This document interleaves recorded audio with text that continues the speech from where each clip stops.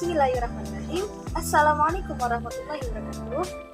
Perkenalkan, nama saya Izzatumilah, NIM 20110101009. Di sini saya akan menjelaskan mengenai sosiologi pendidikan Islam. Poin-poin yang akan saya bahas kali ini yang pertama, pengertian sosiologi pendidikan, tujuan sosiologi pendidikan, manfaat sosiologi pendidikan, metode pendekatan, dan pentingnya sosiologi pendidikan. Sosiologi pendidikan berasal dari dua suku kata, sosiologi dan pendidikan Islam.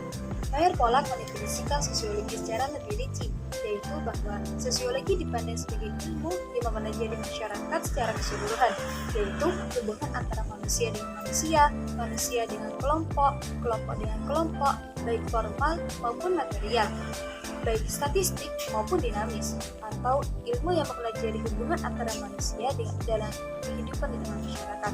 Menurut Robin M. Brown, sosiologi pendidikan adalah ilmu yang membicarakan dan menjelaskan hubungan-hubungan sosial yang mempengaruhi individu untuk membiasakan serta mengorganisasikan pengalaman. Sosiologi pendidikan mempelajari kelakuan sosial serta prinsip-prinsip untuk mengontrolnya.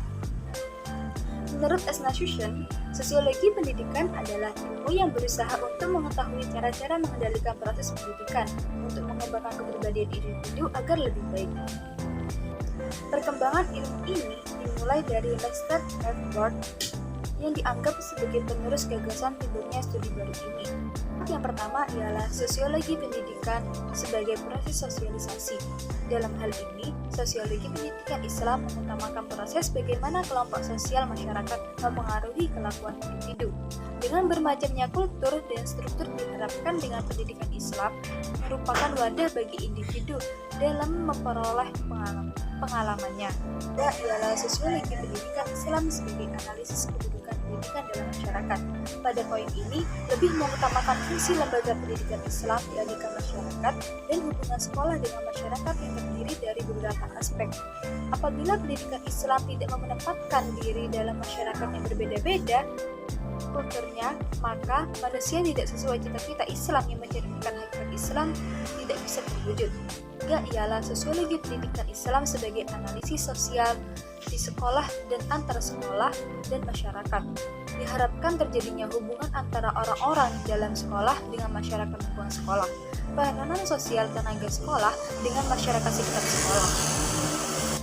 Yang keempat ialah sosiologi pendidikan Islam sebagai alat kemajuan pendidikan sosial pendidikan Islam sebagai disiplin ilmu, baik bisa melestarikan dan memajukan tradisi budaya moral yang Islami sehingga terwujud komunikasi sosial dalam masyarakat dan membawa kebudayaan ke puncak yang setinggi-tingginya. Yang kelima, sosiologi pendidikan Islam sebagai dasar menentukan tujuan pendidikan. Diharapkan pendidikan Islam mampu mendasari jiwa generasi muda dengan iman dan takwa serta berilmu pengetahuan sehingga bisa memotivasi daya kreativitasnya dalam mengembangkan ilmu pengetahuan yang sesuai dengan Al-Quran. Keenam, sosiologi pendidikan sebagai sosiologi terapan. Sosiologi pendidikan dianggap bukan ilmu yang murni, akan tetapi sebuah ilmu yang diterapkan untuk mengendalikan pendidikan antara sosiologi dengan pendidikan Islam, dipadukan dengan menerapkan prinsip-prinsip sosiologi pada seluruh pendidikan. Yang ketujuh ialah sebagai latihan bagi petugas pendidikan agar para pendidik memahami betul masyarakat dan latar belakang sosial mengajarnya agar selera dan bisa menjawab sesuai dengan tujuan pendidikan Islam. Prinsip-prinsip pendidikan Islam. Ruang lingkup sosiologi pendidikan. Sosiologi pendidikan mengacu pada penerapan pengetahuan sosiologi, teknik berpikir, dan pengumpulan data dalam penyelidikan pendidikan. Dengan demikian, sosiologi pendidikan mempelajari tentang proses pendidikan sebagai interaksi sosial, sekolah sebagai kelompok sosial, serta sebagai lembaga sosial. Sosiologi pendidikan mempunyai manfaat yang besar bagi para pendidik. Sumbangan sosiologi pendidikan adalah memberikan hasil analisis dalam hubungan antar manusia di dalam sekolah dan struktur masyarakat di mana sekolah itu berada. Dengan sosiologi pendidikan bisa dipelajari pola-pola interaksi dalam sistem pendidikan. Namun demikian, sosiologi pendidikan tidak saja mempelajari tentang pendidikan secara objeknya, namun juga tujuan pendidikan dan bahan kurikulum. Selanjutnya ialah manfaat sosiologi pendidikan. Kegunaan sosiologi pendidikan yang pertama untuk pekerjaan sosiologi pendidikan. Gambaran atau pengertian tentang berbagai problem sosial, unsur-unsur usul, atau sumber terjadinya prosesnya, dan sebagainya, maka oleh sebab itu harus dicari cara-cara pendekatan untuk mengatasi produk sosial secara tepat melalui pendidikan. Yang kedua, untuk membangun pada umumnya sosiologi, memberikan pengertian tentang masyarakat secara luas sehingga bisa dengan gambaran tersebut para perencana dan pelaksana pembangunan bisa mencari pola pembangunan yang sesuai agar berhasil dalam mencapai tujuannya. Aspek-aspek yang bisa diketahui dari sosiologi dalam pembangunan antara lain, yang pertama, kebutuhan atau tuntutan masyarakat setempat, sehingga pembangunan bisa sesuai dengan keadaan yang nyata. Yang kedua, stratifikasi.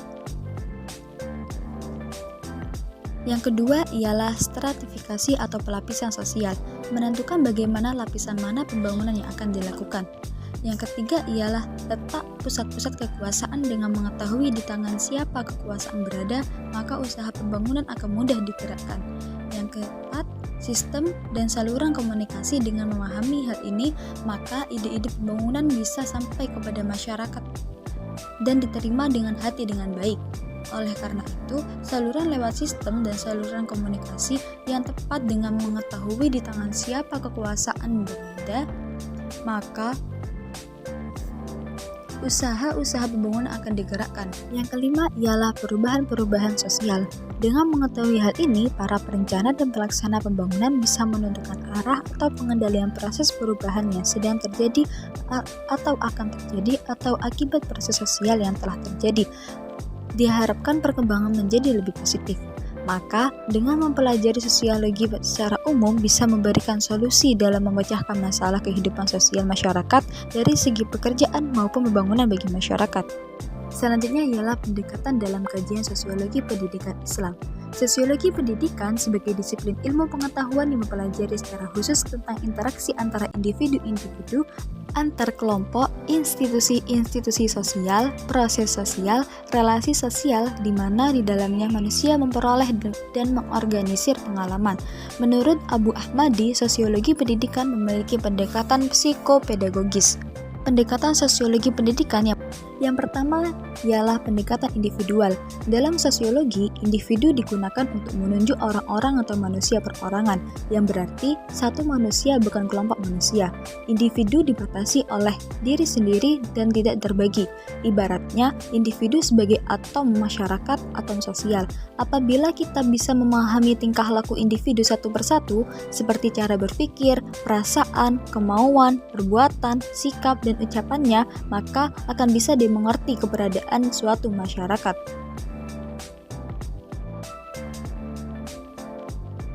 Selanjutnya ialah pendekatan sosial. Secara pribadi, manusia merupakan makhluk individu, tapi dalam kenyataannya secara lahir, manusia bisa sebenarnya menunjukkan makhluk sosial. Manusia tidak bisa hidup sendiri tanpa bantuan orang lain. Secara ekstrim, manusia bisa dipisahkan dengan keluarga, teman, kelompok, dan masyarakatnya.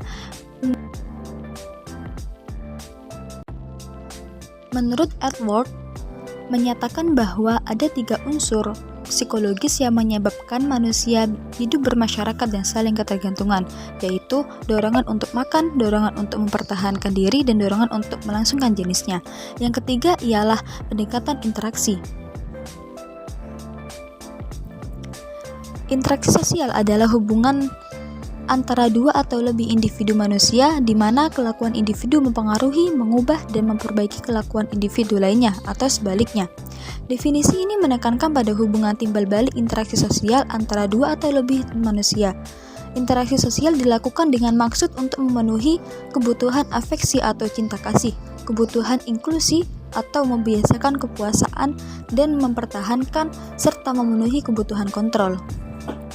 Beberapa faktor yang melatar belakangi interaksi adalah adanya imitasi, sugesti, identifikasi, simpati, dan motivasi. Selanjutnya ialah pentingnya mempelajari sosiologi pendidikan. Aktivitas pendidikan sangat erat hubungannya dengan masyarakat, sementara masyarakat senantiasa berubah berjalan dengan perkembangan ilmu pengetahuan dan teknologi yang terjadi. Agar pendidikan tidak kehilangan arah dalam menghadapi masyarakat yang terus berubah, maka dunia pendidikan perlu terus mengkaji dan menganalisis aspek-aspek perubahan baik dari perspektif positif maupun negatifnya. Setelah itu, dunia pendidikan juga mengembangkan aspek positifnya dan meminimalisasi aspek negatifnya. Calon guru, dosen, atau siapa saja yang berkecimpung di dunia pendidikan perlu mempelajari sosiologi pendidikan. Selanjutnya ialah pentingnya mempelajari sosiologi pendidikan. Aktivitas pendidikan sangat erat hubungannya dengan masyarakat, sementara masyarakat senantiasa berubah sejalan dengan perkembangan ilmu pengetahuan dan teknologi yang terjadi. Agar pendidikan tidak kehilangan arah dalam menghadapi masyarakat yang terus berubah, maka dunia pendidikan perlu terus mengkaji dan menganalisis aspek-aspek perubahan, baik dari perspektif positif maupun negatifnya. Selain itu, di dunia pendidikan perlu mengembangkan aspek positifnya dan meminimalisasi aspek negatifnya, termasuk untuk calon guru, dosen, dan siapa saja yang berkecimpung di dunia pendidikan. Khususnya untuk calon guru, dosen, dan siapa saja yang berkecimpung di dunia pendidikan. Calon guru, dosen, dan siapa saja yang berkecimpung di dunia pendidikan perlu mempelajari sosiologi pendidikan karena beberapa alasan. Yang pertama, pendidikan tidak mau harus bisa menyiapkan sebuah generasi yang siap memasuki masyarakat yang berubah menuju masyarakat berbasis pengetahuan. Jika pendidikan tidak menghasilkan manusia yang siap memasuki masyarakat dengan segala bentuk tuntutan dan karakternya, maka pendidikan dianggap gagal, memberikan bekal dan prasyarat memasuki perubahan dan masa depan. Pendidikan, sekolah, dan guru harus bisa membekali siswanya kemampuan kreatif dengan memberi pengetahuan dan pengalaman hidup secara profesional di tengah masyarakat ekonomi dan masyarakat pengetahuan. Yang kedua, praktisi pendidikan dalam merumuskan cara menetapkan orientasi yang relevan dengan dunia yang berubah di satu pihak. Tidak mengalami distorsi dan disorientasi. Pendidikan bagaimanapun merupakan tempat yang bertanggung jawab dalam menumbuhkan tata nilai kemanusiaan. Pendidikan bagaimanapun merupakan tempat yang bertanggung jawab dalam menumbuhkan tata nilai kemanusiaan, tata masyarakat yang disemangati oleh prinsip keadilan dan kesejahteraan bersama. Masyarakat ekonomi, apalagi dalam mode produksi ekonomi tingkat lanjut, dapat menggiring siapa saja menjadi komunitas yang terdistorsi. Termasuk masyarakat kependidikan menjadi institusi ekonomi yang hanya mengabdi pada kepentingan kapitalis. Pendidikan harus tetap mampu menjadi institusi penyembuh di tengah masyarakat yang tidak menentu, yang terbelah, dan masyarakat yang sakit. Yang ketiga, pendidikan memerlukan perangkat pisau analisa sosiologis, karena ia bukan sekedar mesin atau teknologi pembelajaran saja. Sekolah dan guru tidak bisa berkacamata kuda. Dalam hal ini hanya mempertinggi kapabilitas mereka dalam mengejar target kurikulum. Memperbaiki tes skor para siswanya dan hanya fokus kepada keberhasilan dalam ujian akhir nasional. Pendidikan harus dikaitkan dengan perkembangan dan dinamika lingkungan masyarakat berada. Pendidikan harus memberikan pencerahan kepada siswanya untuk memahami dunia yang selalu berubah cepat. Dunia yang tidak lagi memiliki batas teritorial, lokal, regional, dan bahkan nasional. Manusia sekarang hidup di masa global yang tidak ada sekat-sekat lagi antara satu negara dengan negara lain. Dalam menghadapi dunia yang setiap saat berubah tersebut, pendidikan harus membekali kepada anak didiknya untuk selalu siap berubah dan siap belajar. Yang keempat, pendidikan sebagai agent of social change.